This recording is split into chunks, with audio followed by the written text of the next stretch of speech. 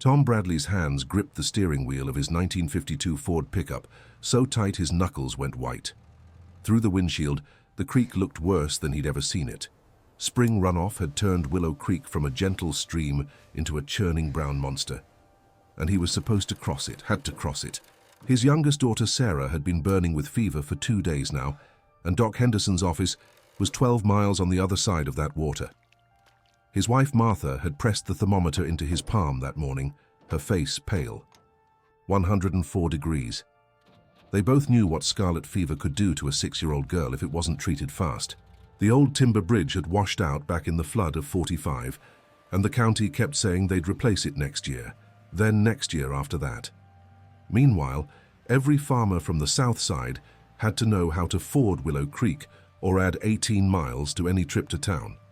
Tom had crossed this creek maybe 300 times in the past 7 years, but never when it looked like this. He let the truck idle and stepped out into the mud, trying to read the water the way his father had taught him. The sound was wrong. Instead of the usual gurgle and splash, it roared like something alive and angry. The creek had jumped its banks by at least 15 feet on both sides, turning the normal crossing into guesswork.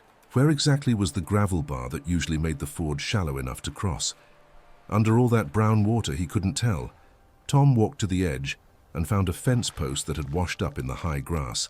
He shoved it into the water, feeling for the bottom. The current immediately tried to rip the post from his hands.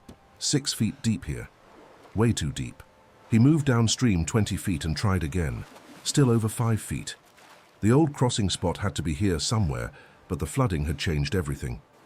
He could see where other vehicles had churned up the approach in recent days, deep ruts cutting through the mud, but whether those tracks meant successful crossings or desperate attempts, he couldn't tell. Back in the truck, Tom stared at his daughter's little coat wadded up on the seat beside him. Martha had dressed Sarah in her Sunday best for the doctor's visit, like presentation mattered when your child was burning up with fever. The coating on Sarah's throat had turned white yesterday. Her breathing had gotten raspy this morning. Tom knew enough to know that waiting wasn't an option. He thought about the 18-mile detour to the bridge at County Road 12. That would add an hour, maybe more with the roads muddy as they were. An hour might not sound like much, but he'd seen scarlet fever take a turn fast. His own brother had died of it back in 1923, gone from sick to critical in an afternoon. Tom couldn't waste an hour on roads when the direct route was right in front of him, even if that route meant gambling with physics and drowning. The knowledge of how to read a flooded creek came from generations of men who'd had no choice but to cross. Tom's grandfather used to say that running water talks if you know how to listen. Fast water makes smooth surfaces and glossy patches. Slow water shows ripples and texture. So Tom studied the creek surface, looking for the subtle changes that would tell him where the old gravel bar was, where the bottom rose up shallow enough that a truck might make it through without the engine flooding out, without the current grabbing the chassis and rolling the whole rig downstream like a toy. There, maybe 30 feet upstream from where the old crossing used to be. The water showed a different pattern, a slight hump in the current, less violence in the surface. The gravel bar must have shifted in the flood, moved upstream, and if he was reading it right, the shallowest point was now offset from the old approach. But the approach angle was terrible. He'd have to enter at a steep diagonal, let the current push him partially sideways while he powered through. Every instinct said it was wrong to let water hit the side of your vehicle, but if the shallow spot had moved, he had no choice. Tom put the truck in first gear and eased forward. The front tires hit the water, and immediately the current started pushing. He could feel it through the steering wheel, a constant pressure trying to turn him downstream. He kept his foot steady on the gas, enough power to maintain momentum, but not so much that he'd spin the tires and dig himself into the creek bed. The water rose up over the running boards, then to the door handles. Cold creek water started seeping through the door seals, puddling around his boots. The engine coughed. Tom's heart stopped. If water got into the distributor, the engine would die and the current would have him. But the cough smoothed out and the Ford kept pulling. The gravel bar had to be here somewhere. The water was up to the windowsills now, brown and swirling, full of sticks and debris from upstream. Something heavy hit the passenger door with a thud. A fence post maybe, or a chunk of barn siding. The impact made the whole truck shudder. Then he felt it. The tires grabbed, the bottom was rising. The water level around the doors started dropping. He was over the gravel bar, fighting his way up the far side of the crossing. The current was stronger here, trying to sweep his back end downstream now that the front tires had purchase on higher ground. Tom pressed the accelerator harder, feeling the rear tires hunt for grip. The truck fishtailed. For one terrible second he was sliding sideways, the current winning, the whole vehicle starting to pivot. He cranked the wheel hard right and gave the Ford everything it had. The engine roared. The rear tires caught something solid, probably the edge of the gravel bar, and the truck lunged forward. Water poured off the hood. The front tires hit the far bank and clawed their way up. Then he was through, all four tires on solid ground, the truck streaming water from every seam and joint. Tom sat there shaking for a moment, listening to water drain from the chassis and door panels. The engine was still running. That was the miracle of those old Ford flatheads. Get them wet enough, and they'd cough and complain. But if you didn't completely drown the distributor, they'd keep firing. He'd been lucky. Maybe 6 inches luckier, and he would have killed the engine mid-crossing. Then, it would have been a matter of whether he could get the door open against the current and make it to shore before the truck rolled. But he didn't have time to sit and shake. Sarah was still burning with fever 12 miles ahead. Tom wiped his face and put the truck back in gear. The old county road on this side was graded gravel, better drainage than the south side. He'd make good time now. That creek crossing, that moment of reading water and gambling with drowning, was something every farmer in rural America had to master. In the decades before every road had a bridge. The skill set was vast and specific, learned from fathers and grandfathers, refined through trial and error, sometimes error that ended in tragedy. County records from the 1930s through the 1960s are full of reports about vehicles swept away in creek crossings, about farmers who drowned trying to get to town, about whole families lost when a wagon was caught by spring runoff. The basic problem was simple. Farms were spread out across landscapes carved by millions of years of water erosion. Every valley had a creek or river at the bottom. Roads had to cross those waterways, and while towns and main highways eventually got bridges, the secondary roads and farm lanes that connected the rural community often made do with fords, low water crossings where vehicles drove right through the streambed when water was shallow enough. A ford in summer might be 8 inches deep, an easy crossing where you barely got your tires wet. That same ford in spring runoff could be 6 feet deep and moving fast enough to push a 2-ton truck downstream. Knowing when you could cross and when you couldn't was survival knowledge, the kind of practical education that could kill you if you got it wrong. The first rule was reading the water level. Experienced farmers developed reference points, usually trees or rocks on the bank, that told them how deep the crossing was without having to wade in and check. Tom's father had used an old cottonwood tree on the south bank of Willow Creek. If you could see the tree's lower branches, the crossing was safe. If water was up into the crown of that tree, you took the long way around. But spring floods could change a creek bed overnight, moving rocks and gravel, cutting new channels. A reference point that worked for years might suddenly be unreliable after one hard flood. So farmers also learned to read the water surface itself. Fast. Deep water creates smooth surfaces and standing waves. Shallow water over rocks creates ripples and texture. If you could see disturbance in the current, you might be crossing over hidden boulders or snags that could hang up your vehicle. If the water looked smooth and fast, you might be over deeper channels where your truck would lose traction and start to float. The vehicle itself mattered enormously. The Model T Fords that dominated rural America through the 1920s and 30s had high clearance, critical for creek crossings. Henry Ford had designed the Model T for rural roads, and that meant roads that were often more creek bed than proper thoroughfare. The Model T could ford water up to its floorboards without flooding the engine, assuming you kept moving, and didn't let water pile up against the firewall. Later trucks like Tom's '52 Ford had more power, but lower clearance. The trade-off was speed and hauling capacity versus water fording ability. The old-timers would tell you that the best creek-crossing vehicle ever made was the Willys Jeep that came back from World War II with returning veterans. High clearance, 4-wheel drive, short wheelbase that let you angle through crossings without getting hung up. Farmers who could afford a Jeep for their creek crossings considered it money well spent. but most farmers made do with whatever vehicle they owned, which meant learning specific techniques for coaxing an overloaded farm truck through water that was marginally too deep. The most important factor was momentum.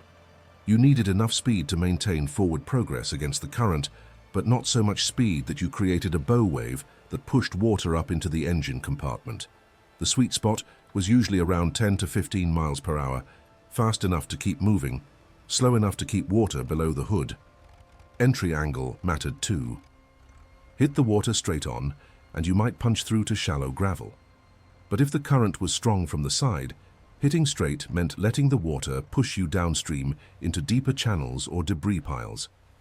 Experienced farmers would enter at an angle, compensating for current, aiming for a spot 20 or 30 feet downstream from where they wanted to exit, because the water would push them sideways as they crossed. Tire chains made the difference between success and disaster in muddy or rocky creek bottoms. The steel links bit into loose gravel and gave you traction even when the tires were partially floating. Some farmers kept chains in the truck bed year-round, just for creek crossings. You'd stop on the approach, jack up each wheel, wrap the chains around the tires and secure them with the chain fasteners. Added 10 minutes to your crossing time, but it might add the difference between getting through and getting swept away.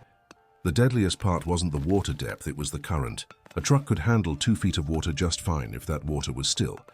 But 2 feet of water moving at 5 miles per hour created enough sideways force to overcome traction and push a vehicle off course. 3 feet of moving water could lift the tires off the bottom entirely. Once you lost contact with the creek bed, you weren't driving anymore. You were floating, and the creek took you wherever it wanted. That's what had happened to Ray Hoffman back in '51. Tom had been in the next truck in line that spring morning, watching from the south bank as Ray tried to cross Willow Creek in his Ford tractor. The water was high but not catastrophic, maybe 3 feet in the crossing. Ray had crossed higher water before, but the current that morning had a peculiar strength, maybe because of an ice jam breaking upstream, maybe just because conditions aligned wrong. The tractor made it halfway across before the rear wheels lifted off the bottom. Tom watched the whole thing. The tractor pivoted in the current. Floating now, Ray still on the seat trying to work the controls like they mattered. The current took the tractor sideways into the deeper channel, and then it rolled. Ray went into the water. They found his body 3 miles downstream 2 days later, caught in a log jam. After that, the farmers from the south side got together and improved the ford with rocks and gravel, trying to raise the bottom and create a more reliable crossing. The county wouldn't pay for it, said they'd allocate bridge funds next year like always, so the farmers did it themselves. Tom's father and 15 other men spent a weekend hauling creek rock with tractors and wagons, dumping load after load into the ford, building up the bottom until the crossing was 6 inches shallower. It wasn't engineering, it was practical desperation, but it worked well enough that fewer trucks got swept away. Knowledge about specific crossings spread through the community like scripture. Everybody knew that Cedar Creek had a rock ledge 40 feet south of the old maple tree that made for solid footing. Everybody knew that Mud Creek lived up to its name, and you needed chains or you'd dig in up to the axles. Everybody knew that Spring Branch flooded fast after heavy rain, and you had to wait 6 hours after a storm before attempting the crossing, or you'd be swimming. This knowledge was shared at grain elevator meetings, at church socials, at barn raisings and community dinners. A farmer from the north side would mention that Blackberry Creek was running high. Better wait a day. A neighbor would pass along that someone had hit a submerged log in the Turkey Creek Ford, so watch for debris in that area. The party line telephone system, where 8 or 10 farms shared a single phone line, crackled with weather reports and creek conditions. You'd pick up the receiver and hear Mrs. Henderson telling Mrs. Walsh that her husband had just tried the East Ford at Willow Creek and barely made it through, too high for safe crossing. Some crossings had informal traffic control. In spring, when water was highest, a farmer who lived near a major ford might set up a system of flags or signs on his property visible from the approach. Green meant safe crossing. Red meant too high, take the detour. This kind of community cooperation was essential because the cost of guessing wrong was catastrophic. Winter brought different challenges. Ice could make a creek look solid enough to drive across, and sometimes it was. Farmers would test ice thickness by walking out on it first, looking for clear black ice that indicated solid freezing versus white ice that meant air pockets and weakness. 8 inches of clear ice could support a truck. 6 inches was marginal. 4 inches and you were asking to break through. Some farmers would cut a test hole near the bank to measure ice before attempting a crossing using an ice chisel or axe to punch through and check depth. But ice crossings were always a gamble. Current running under the ice eroded it from below, creating thin spots invisible from the surface. Springs feeding the creek created warm patches that never froze solid. Tom's cousin had lost a tractor through the ice on Willow Creek in '49, the whole machine just dropping through what looked like solid ice and disappearing into the current below. The tractor was still down there somewhere, buried in creek mud. Some farmers gave up on winter crossings entirely after ice-in, took the long way around for 3 months rather than risk it. Others, especially those with urgent need, developed a feel for good ice versus bad ice, a sense that came from years of watching creek patterns, from knowing where springs emerged, from understanding how temperature swings affected ice strength. The techniques for crossing applied to more than just trucks. Farmers had to get livestock across swollen creeks too, moving cattle or hogs to different pastures, driving animals to market, bringing breeding stock from neighboring farms. Livestock had instincts about water that could work for you or against you. Cattle would sometimes refuse to enter water that was too deep or too fast. Their animal sense better than human judgment. Other times, a cow would panic mid-crossing and fight the current instead of moving with it, exhausting herself and drowning. The trick was to get one lead animal across, let the others see it was possible. Cattle followed each other, so if you could coax or drive your lead cow into the water and through to the other side, the rest would usually follow. Some farmers used horses for this, riding a horse through the crossing to show the cattle it was safe.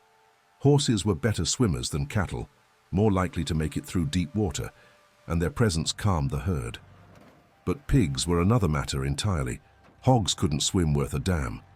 Their body shape, short legs and heavy shoulders meant they struggled in deep water. Moving hogs across a creek meant waiting until water was low, usually late summer, or building temporary crossing structures. Some farmers would lay down logs or planks, creating a temporary bridge wide enough for pigs to walk across single file. It was labor-intensive and time-consuming, but it beat losing 50 hogs to drowning. The emergency crossings were the worst, times when you had no choice but to attempt water that was marginally too high. Medical emergencies like Tom's situation with his daughter, fires where you needed to reach a neighbor's place fast with help and equipment, accidents where someone was injured and needed transport to a doctor. The rural party line would ring, and a voice would crackle through describing the emergency, and neighbors would have to make immediate decisions about whether to risk the creek or take the long way around, knowing that 30 extra minutes might be the difference between life and death. Stories circulated through farming communities about families who lost children to scarlet fever or appendicitis or farm accidents because they couldn't get across a flooded creek in time to reach medical help. The isolation of rural life meant that a creek in flood could cut you off completely from the rest of the world, turn your farm into an island. Some families kept boats for exactly this reason, rowboats or small motorboats they could use to ferry a sick child across rising water when the truck couldn't make it. The most experienced creek crossers developed a sense for the limits of what was possible. They could look at water and make instant calculations about depth, current speed, creek bottom condition, and vehicle capability. They knew which fords were gravel and which were mud, which had hidden rocks that could puncture an oil pan, which had soft spots where you'd sink. This knowledge was never written down.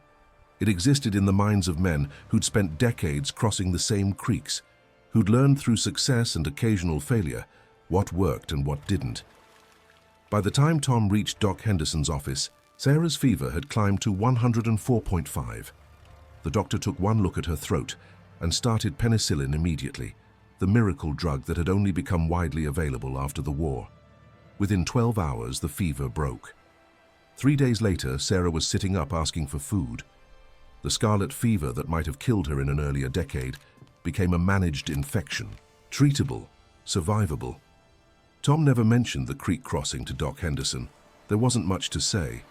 You did what you had to do, The creek was there, running high, no bridge, and his daughter needed a doctor, so he crossed it. That was farming. That was rural life in an America that didn't yet have bridges on every road or pavement leading to every farm. The skills that Tom and thousands of farmers like him developed for crossing creeks without bridges represented a practical education in physics, hydrology, and risk assessment. These men became experts at reading water, understanding vehicle capabilities, knowing the limits of traction and momentum. They learned through experience that was sometimes bitter, that sometimes cost neighbors their lives, but that also allowed rural communities to function when infrastructure lagged far behind need. Those days are mostly gone now. The county eventually built that bridge over Willow Creek in 1958, a concrete span that rose 20 feet above the high water mark. No more fording, no more gambling with spring runoff, no more measuring ice thickness in winter. The bridge changed everything, made crossing the creek a trivial act instead of a calculated risk.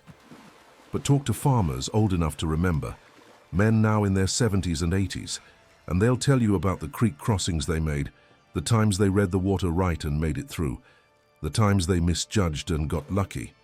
They'll tell you about neighbors who didn't get lucky.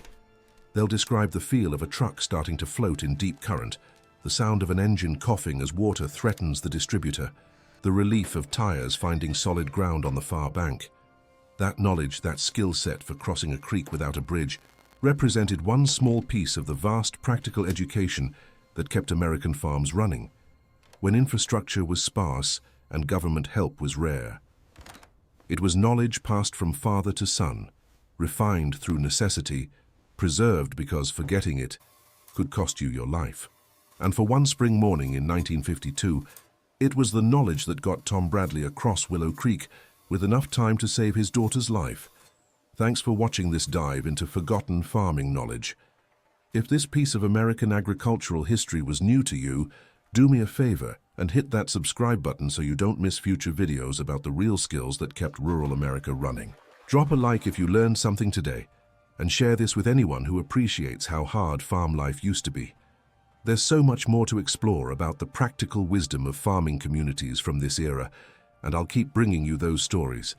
This video is inspired by real events and the genuine experiences of American farming families. It is not intended to represent or offend any specific individuals or communities. Tom Bradley is a representative character who reflects the real experiences of hundreds of American farmers who faced similar situations and challenges crossing creeks without bridges during the 1930s through 1970s. The techniques, dangers, and community knowledge described here are drawn from historical records, farmer interviews, and documented practices from this era of American agricultural history.